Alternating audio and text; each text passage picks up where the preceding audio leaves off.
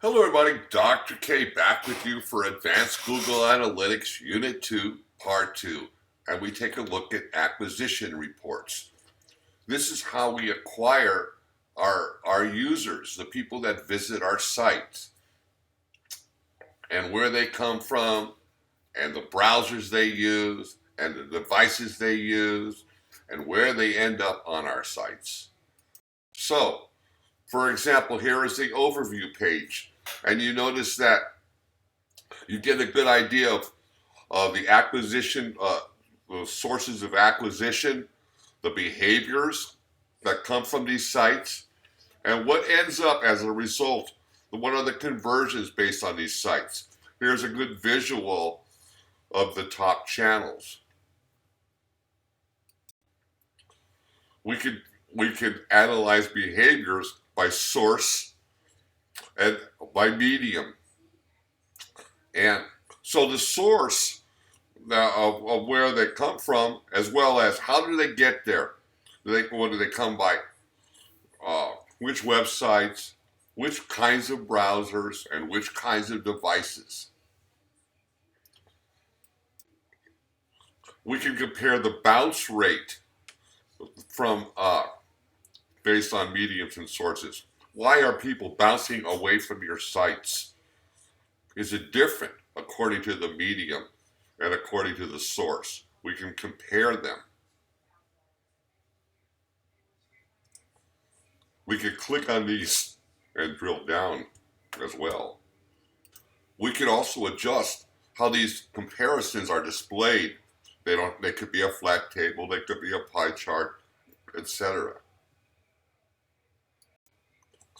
We can view the traffic that comes by the channels, the various channels that come through, whether it be through various websites, social media, referrals. We can analyze how that traffic comes through by clicking on source and medium. We can view by social media. One of those sources, one of those channels was social. So if we clicked on social, we can see how the various social media sites are interacting with our site. Is the bounce rate higher or lower in various sites? This is really interesting information. Maybe, perhaps, our Facebook page is more effective than our Twitter page. Or maybe we're ignoring some of these possibilities, and just by looking at them, we can see ways to further advertise our sites. And we can compare traffic by referral sources. You know, maybe some people came from Facebook, some people came from searching on Google, some from various email sources, you know, and so we can tell, you know, what happens when these people come from these sources.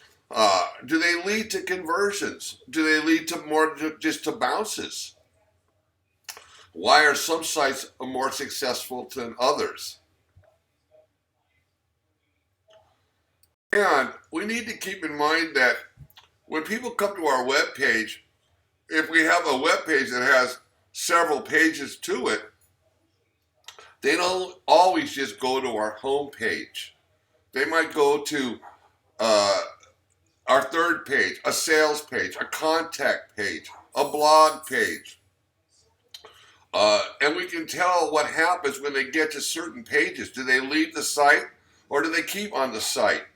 You know, how long do their sessions last? What do they do on that site? And does it lead to conversions, to accomplishing goals? And we get this by checking out the various places that our referrals end up at. We can even drill down further by clicking on these links. Viewing traffic by these referrals from Facebook, from perhaps from other places. Maybe the Yellow Pages is a place that we're advertising at. How is that doing? How is that campaign going? Again, not all of our sites lead to sales, Some lead to expanding our influence.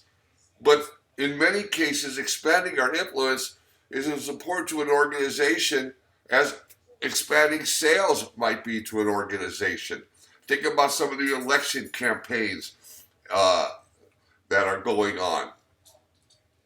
So this was all about the various things we can learn by looking at the acquisitions that we get, where they come from, where our referrals come from, what channels, etc., and how our various pages respond to various browsers and devices and